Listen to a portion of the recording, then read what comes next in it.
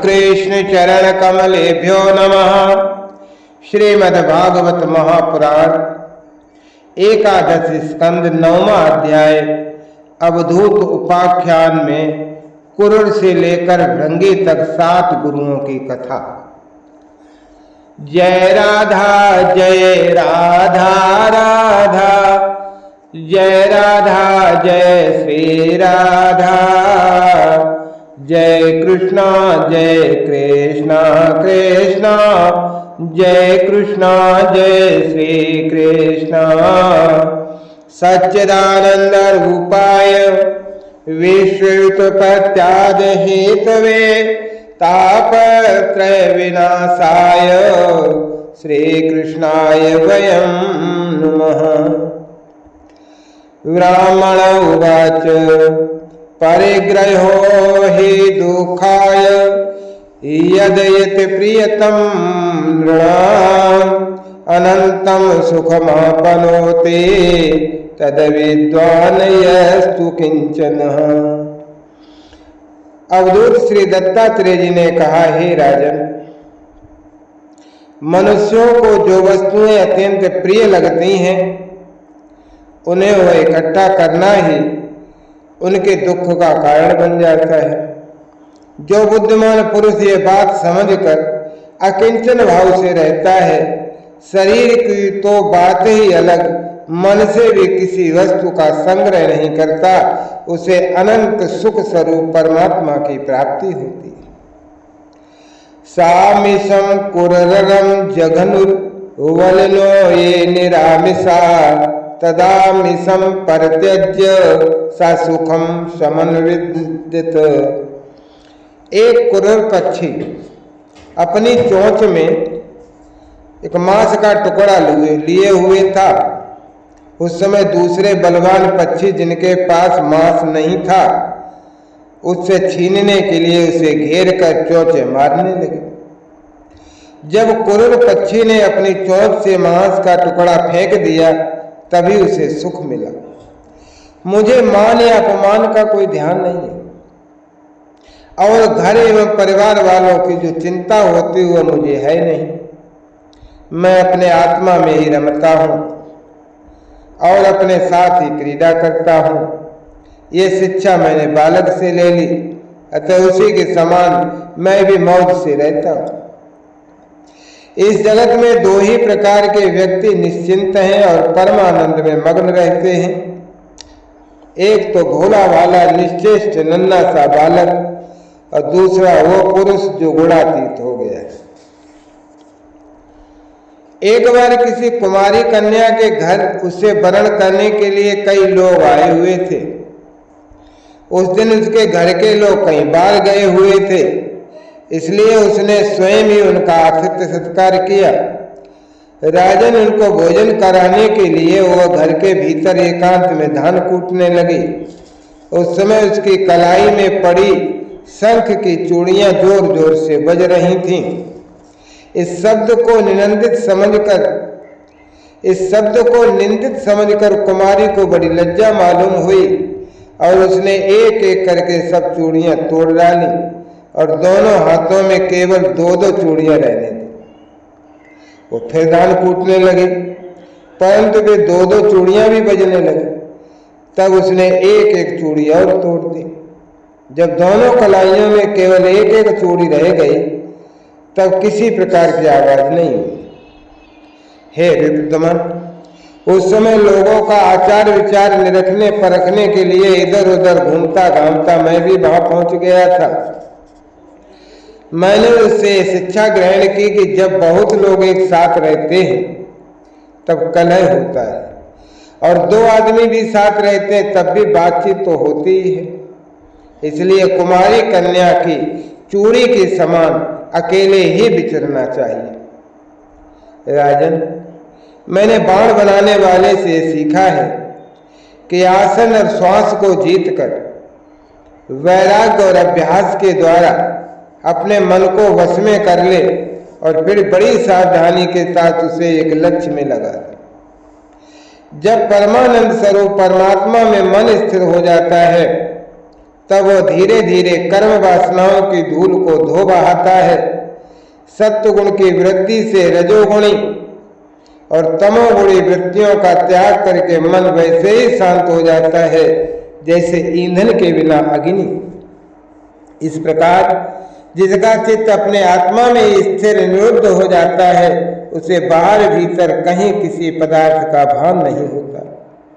मैंने देखा था एक बाण बनाने वाला कारीगर बाण बनाने में इतना तन्मय हो रहा था कि उसके पास से ही दलबल के साथ राजा की सवारी निकल गई और उसे पता तक न चला। राजन, मैंने सांप को भी अपना गुरु बनाया, उससे ये शिक्षा ग्रहण की कि सन्यासी को सर्व की बात अकेले ही विचरण करना चाहिए, उसे मंडली नहीं बांधनी चाहिए और मठ तो बनाना ही नहीं चाहिए। वो एकांत स्थान में रहे, प्रमाद करे नहीं, गुफा आदि में पड़ा रहे, बाहरी आचारों से पहचाना न जाए, किसी से सहायता भी न ले और बोले तो बहुत कम। इस अनित्य शरीर के लिए घर बनाने के बखेड़े में पड़ना व्यर्थ है और दुख की जड़ भी है। सांप दूसरों के बनाए घर में घुसकर बड़े आराम से अपना समय काट लेता है। अब मकड़ी से ली हुई शिक्षा सुनो। सबके प्रकाशक और अंतर्यामी सर्वशक्तिमान भगवान ने पूर्व कल्प में बिना किसी अन्य सहायक के अपनी ही माया से रचे हुए जगत को कल्प के अंत में प्रलय काल उपस्थित होने पर काल शक्ति के द्वारा नष्ट कर दिया, उसे अपने में लीन कर लिया और सजाति विजाति तथा सुगत भेद से शून्य अकेले ही शेष रह गए। सबके अधिष्ठान है, सबके आश्रय हैं, परंतु स्वयं अपने आश्रय अपने ही आधार से रहते हैं, उनका कोई दूसरा आधार नहीं है। वे प्रकृति और पुरुष दोनों के नियामक हैं। कार्य और कारणात्मक जगत के आदि कारण परमात्मा अपने शक्ति काल के प्रभाव से सत्व रज आदि समस्त शक्तियों को साम्यावस्था में पहुंचा देते हैं और स्वयं कैवल्य रूप से एक और अद्वितीय रूप से विराजमान रहते हैं। वे केवल अनुभव स्वरूप हैं, आनंद घन मात्र हैं, किसी भी प्रकार की उपाधि का उनसे कोई संबंध है नहीं। वे ही प्रभु केवल अपनी शक्ति काल के द्वारा अपनी त्रिगुणमयी माया को क्षुब्ध करते हैं और उससे पहले क्रिया शक्ति यानी प्रधान सूत्र महतत्व की रचना करते हैं। यह सूत्र रूप महतत्व ही तीनों गुणों की पहली अभिव्यक्ति है, वही सब प्रकार की सृष्टि का मूल कारण है। उसी में ये सारा विश्व सूत्र में ताने बाने की तरह ओतप्रोत है और इसी के कारण जीव को जन्म मृत्यु के चक्र में पड़ना पड़ता है। जैसे मकड़ी अपने हृदय में मुंह के द्वारा जाला फैलाती है, उसी में विहार करती है और फिर उसे निगल जाती है, वैसे ही परमेश्वर भी इस जगत को अपने में उसे उत्पन्न करते हैं, उसमें जीव रूप से विहार करते हैं और फिर उसे अपने में ही लीन कर लेते हैं। हे राजन, मैंने भृंगी विलनी नाम के कीड़े से भी ये शिक्षा ग्रहण की कि यदि प्राणी स्नेह से, द्वेष से अथवा भय से भी जानबूझकर एकाग्र रूप से अपना मन किसी एक में लगा दे तो उसे उसी वस्तु का स्वरूप प्राप्त हो जाता है। राजन, भृंगी एक कीड़े को ले जाकर दीवार पर अपने रहने की जगह बंद कर देता है और वो कीड़ा भय से उसी का चिंतन करते करते अपने पहले शरीर का त्याग किए बिना ही उसी शरीर से तद्रूप हो जाता है। जब उसी शरीर से चिंतन किए रूप की प्राप्ति हो जाती है तब दूसरे शरीर से तो कहना ही क्या। इसलिए मनुष्य को अन्य वस्तु का चिंतन न करके केवल परमात्मा कृष्ण का ही चिंतन करना चाहिए। हे राजन, इस प्रकार मैंने इतने गुरुओं से शिक्षाएं ग्रहण की। अब मैंने अपने शरीर से जो कुछ सीखा वो तुम्हें बताता हूँ, सावधान और ध्यान देकर सुनो। ये शरीर जो है वो भी मेरा गुरु ही है, क्योंकि ये मुझे विवेक और वैराग्य की शिक्षा देता है। मरना और जीना तो इसके साथ लगा ही रहता है। इस शरीर को पकड़ रखने का फल यह है कि दुख पर दुख भोगते जाओ। यद्यपि शरीर से तत्व विचार करने में सहायता मिलती है, तथा मैं इसे अपना कभी नहीं समझता। सर्वदा ये निश्चय रखता हूँ कि एक दिन इससे सियार कुत्ते खा जाएंगे, इसलिए मैं इससे असंग होकर विचरता हूँ। जीव जिस शरीर का प्रिय करने के लिए अनेकों प्रकार की कामनाएं और कर्म करता है, तथा स्त्री पुत्र धन दौलत हाथी घोड़े नौकर चाकर घर द्वार और भाई बंधुओं का विस्तार करते हुए उनके पालन पोषण में लगा रहता है, बड़ी बड़ी कठिनाइयां सहकर धन संचय करता है, आयुष पूरी होने पर वही शरीर स्वयं तो नष्ट होता ही है, वृक्ष के समान दूसरे शरीर के लिए बीज बोकर उसके लिए भी दुख की व्यवस्था कर जाता है। जैसे बहुत सी सौतें अपने एक पति को अपनी अपनी ओर खींचती हैं, वैसे जीव एक और स्वादिष्ट पदार्थों की ओर खींचती है, तो प्यास दूसरी ओर जल की ओर, जननेन्द्रिय एक ओर स्त्री संभोग की ओर ले जाना चाहती है, तो त्वचा पेट और कान दूसरी ओर कोमल स्पर्श भोजन और मधुर शब्द की ओर खींचने लगते हैं। नाक कहीं सुंदर सुगंध सूंघने के लिए ले जाना चाहती है, तो चंचल नेत्र कहीं दूसरी ओर सुंदर रूप देखने के लिए। इस प्रकार कर्म इंद्रियां और ज्ञान इंद्रियां दोनों ही इसे सताती ही रहती हैं।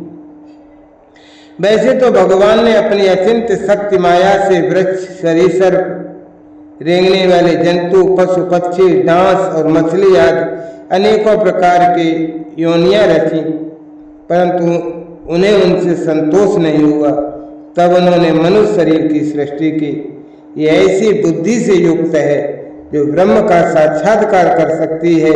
इसकी रचना करके वे बहुत आनंदित हुए। यद्यपि मनुष्य शरीर है तो अनित्य ही, मृत्यु सदा इसका पीछे लगी रहती है, परंतु इससे परम पुरुषार्थ की प्राप्ति हो सकती है। इसलिए अनेक जन्मों के बाद ये अत्यंत दुर्लभ मनुष्य शरीर पाकर बुद्धिमान पुरुष को चाहिए कि शीघ्र से शीघ्र मृत्यु के पहले ही मोक्ष प्राप्ति का प्रयत्न कर ले। इस जीवन का मुख्य उद्देश्य मोक्ष ही है भाई। विषय भोग तो सभी योनियों में प्राप्त हो सकते हैं, इसलिए उनके संग्रह में यह अमूल्य जीवन नहीं खोना चाहिए। राजन, यही सब सोच विचार कर मुझे जगत से वैराग्य हो गया। मेरे हृदय में ज्ञान विज्ञान की ज्योति जगमगाती रहती है। न तो कहीं मेरी आसक्ति है और न कहीं अहंकार ही। अब मैं स्वच्छंद रूप से इस पृथ्वी पर विचरण करता रहता हूँ। हे राजन, अकेले गुरु से ही यथेष्ट सुदृढ़ बोध नहीं होता, उसके लिए अपनी बुद्धि से भी बहुत कुछ सोचने समझने की आवश्यकता है। देखो, ऋषियों ने एक ही अद्वितीय ब्रह्म को अनेकों प्रकार से गायन किया है। ये तुम स्वयं विचार कर निर्णय न करोगे तो ब्रह्म के वास्तविक स्वरूप को कैसे जान सकोगे। भगवान श्री कृष्ण ने कहा, हे प्यारे उद्धव, गंभीर बुद्धि अवधूत दत्तात्रेय ने राजा यदु को इस प्रकार उपदेश किया। यदु ने फिर उनकी पूजा की और वंदना की। दत्तात्रेय जी उनसे अनुमति लेकर बड़ी प्रसन्नता से इच्छा अनुसार पधारे। हमारे पूर्वजों के भी पूर्वज राजा यदु अवधूत दत्तात्रेय की ये बात सुनकर समस्त आसक्तियों से छुटकारा पा गए और फिर समदर्शी हो गए। इसी प्रकार तुम्हें भी समस्त आसक्तियों का परित्याग करके समदर्शी हो जाना चाहिए। इति श्रीमद्भागवते महापुराणे पारमहंस्यायां संहितायां एकादश स्कंदे नवमो अध्याय। जय राधा राधा, जय राधा जय श्री राधा। जय कृष्णा